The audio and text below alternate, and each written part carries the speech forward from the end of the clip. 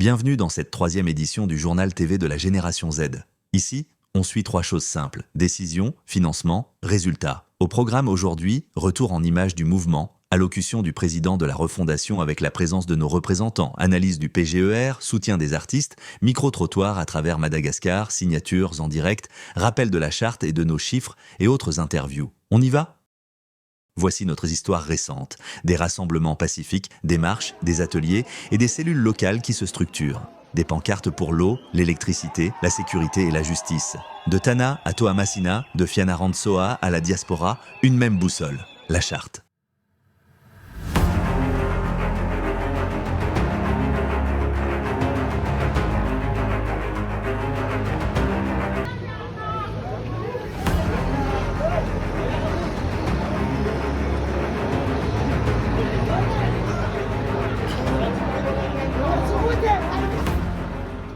Lors de la dernière allocution officielle du président de la refondation, des représentants de la Gen Z étaient de présents. Notre ligne reste claire et responsable. Écoutez, proposez, vérifiez. Nous attendons des actes mesurables, semaine après semaine. Nous sommes maintenant des acteurs de la vie civique et politique, et non d'une opposition contrôlée.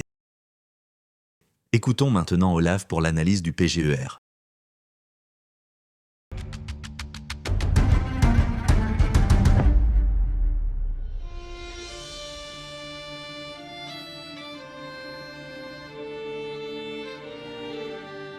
Aujourd'hui, on ne va pas commenter des rumeurs sur Facebook ou des captures d'écran sorties de leur contexte.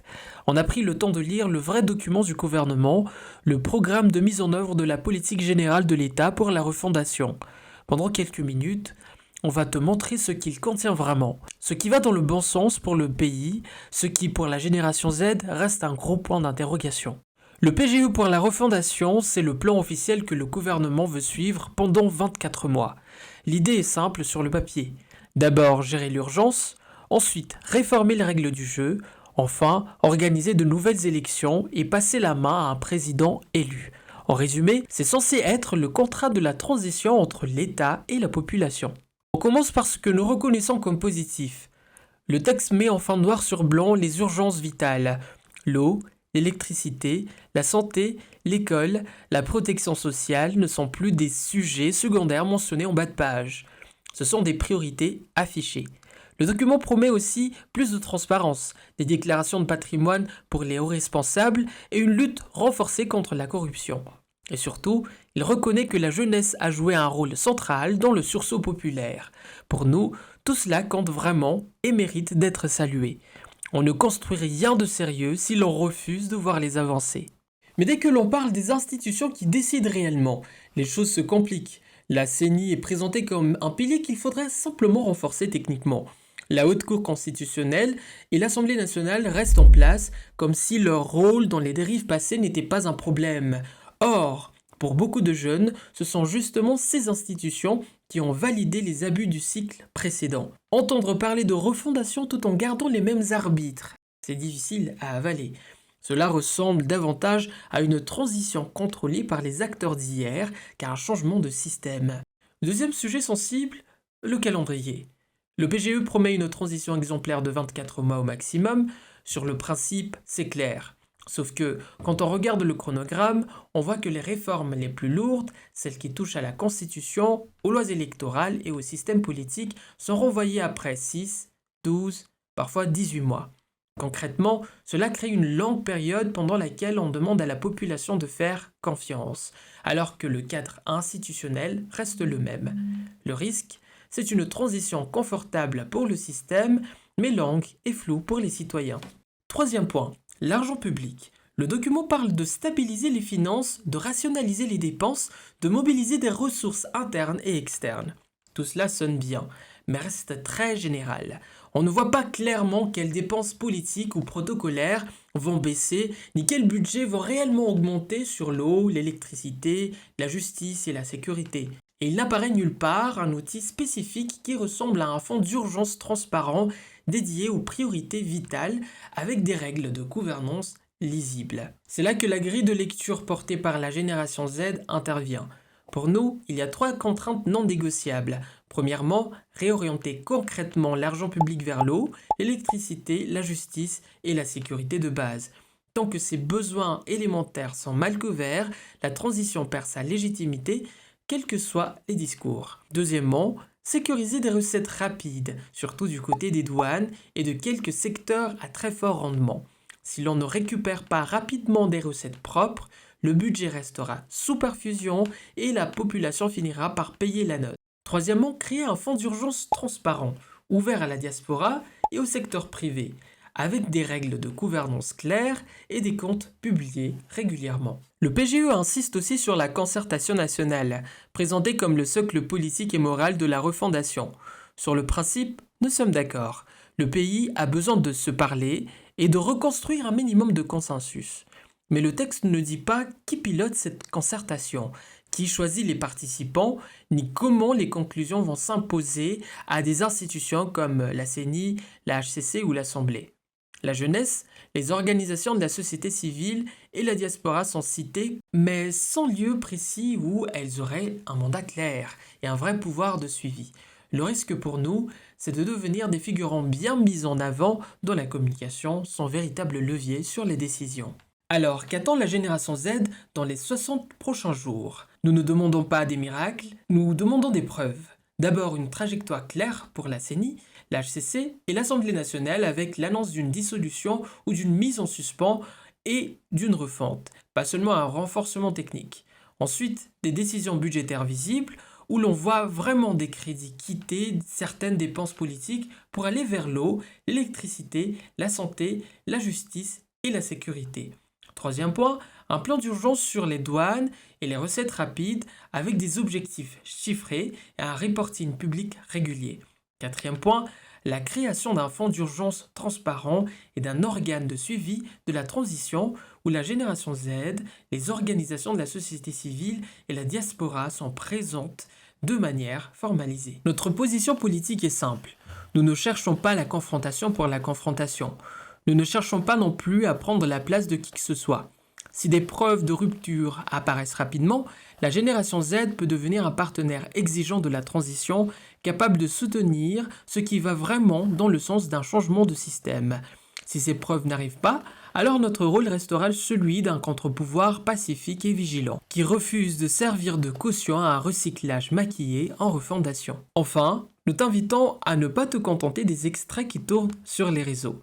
Quand c'est possible, lis les vrais textes parce que les détails se jouent dans les documents officiels.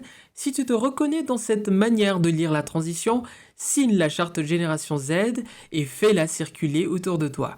Et dis-nous comment toi tu vois ce PGE. Est-ce une vraie refondation ou un recyclage du système ? La réponse ne viendra pas seulement des discours officiels, elle viendra aussi de ce que notre génération accepte ou refuse.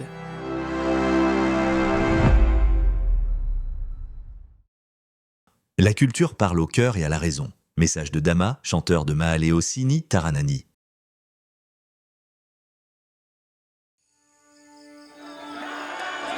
Totongana ny firenetsika lasa mitaky rano sy jiro. Fotoana zao tokony miara-ditsika ahafahantsika mankahery mitondra hery amin'ny tontolona iombonana ity fa mitohy mitolona ka ampitsa hery sika hirany zokibedarolona ny anara ny aina.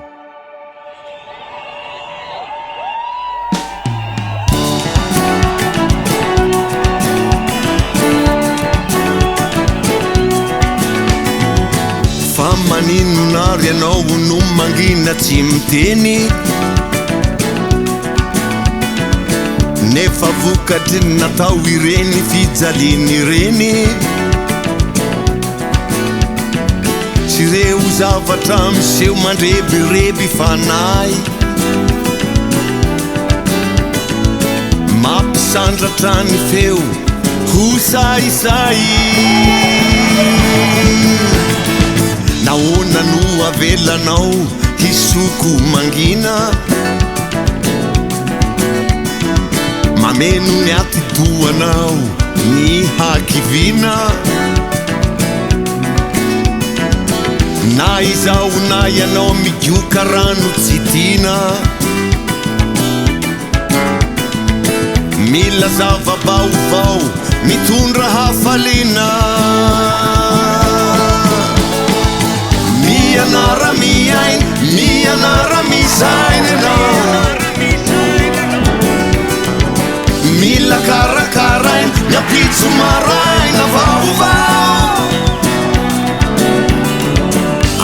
mety tereny na manaiky hosena fasahia mitraka rehefa tena tsy zaka mianara miainy mianara misainy anao mila karakarainy miampitso maraina vaovao tsisy te hialamainy tsisy te hitaintaina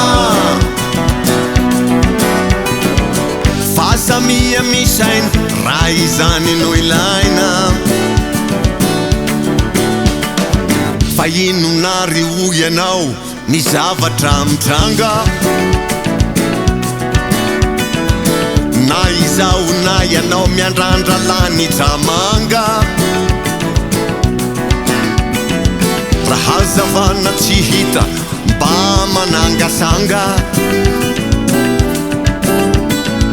farina mifandritarita famely diamanga dia io fadrodoky ny fiainana mavesatra babena zay tsy maintsy iaretana ka sorisorena ravalala be mandry tsy tafandry intsony efa sasatry ny miandry mivaralila ny fony asakasakareo zay mitondra ny tany zay teneninareo tanterao avetrany miasa vitanareo tsy maintsy hisy antany mametra tantara ho an'ny dimby sy fara asakasakareo no finitym-bahoaka matapesatsikery rehefa tsisy aboaka vaendrena no miala rehefa tsy tafavoaka aleo alanandriny tozay halam-bahoaka aleo alanandriny tozay halam-bahoaka aleo alanandriny tozay halam-bahoaka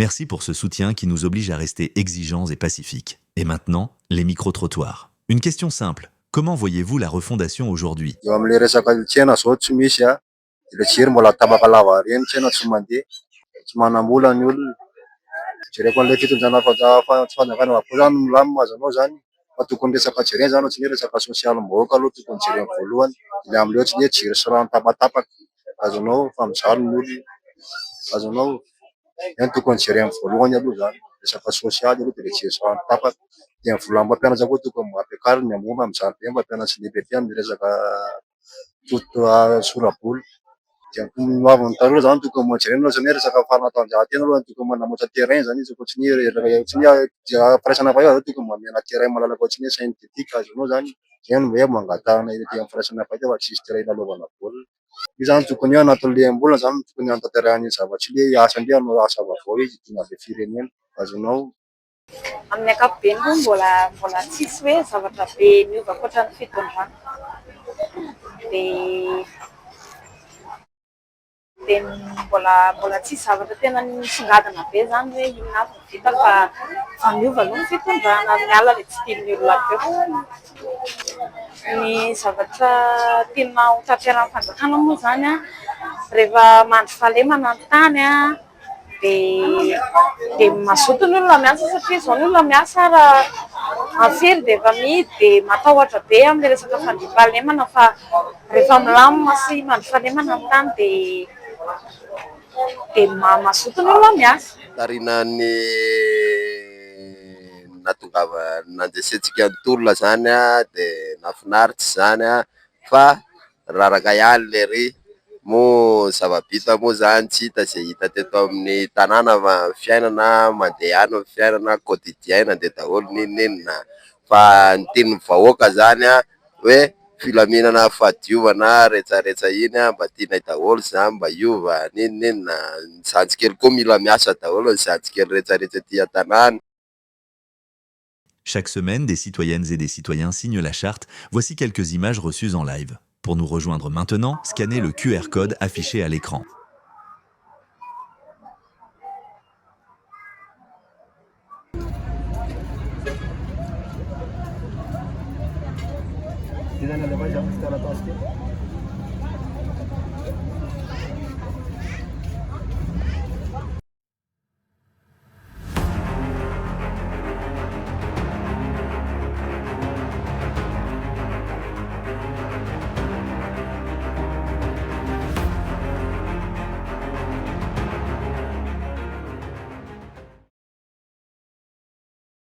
La charte, c'est notre contrat social civique. Valeurs qui guident, lignes rouges qui protègent, vision qui oriente. À ce jour, nous comptons 4000 signataires sur le territoire et 2000 dans la diaspora. Scannez le QR code pour lire et signer.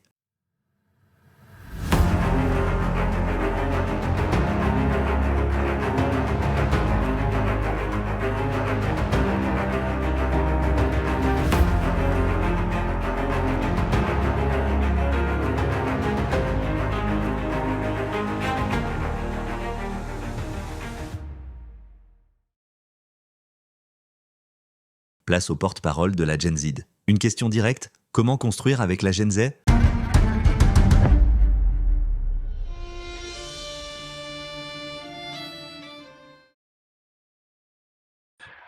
Ho an'ny Gen Z Madagasikara dia mitohy ny tolona satria mbola tena ao anatin'ny fahatsana tanteraka Madagasikara. Mbola eo ihany koa ny ireo rafitra maromaro izay mbola tsy niova ary tsy nahitana fiovana. Eo ihany koa ny vidim-piainana sy ny sandana connexion izay tena lafo dia lafo tokoa ary tsy zakany fa efa mibidin'ny vahoaka malagasy. Koa etoa mba ahafahana manohy ny tolona dia miantso antsika tanora maro sy vahoaka malagasy rehetra izay matsapa fa mila manoratra tantara vaovao sy fiovana i Madagasikara.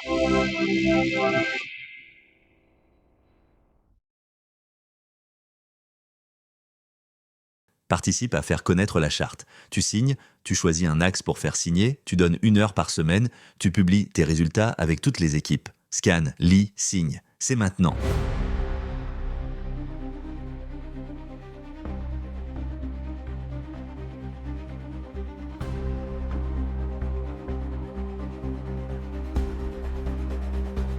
La charte Génération Z est un contrat social civique. Elle rassemble jeunesse, société civile, acteurs économiques, forces de l'ordre et monde politique autour d'une même idée. Bâtir un système nouveau, centré sur la souveraineté, la transparence, la participation du peuple et la dignité collective.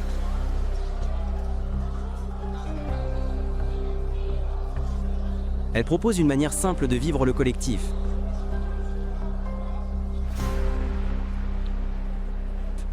Chacun s'engage, chacun rend des comptes.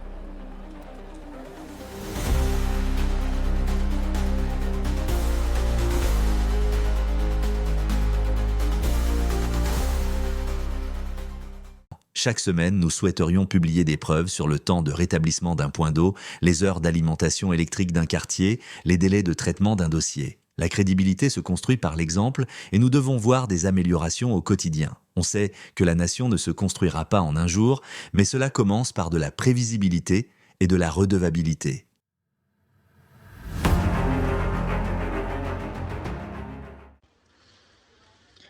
Bonjour, moi c'est Mugiwara, je fais partie de la coordination générale du mouvement Gen Z Madagascar et je suis à Amada.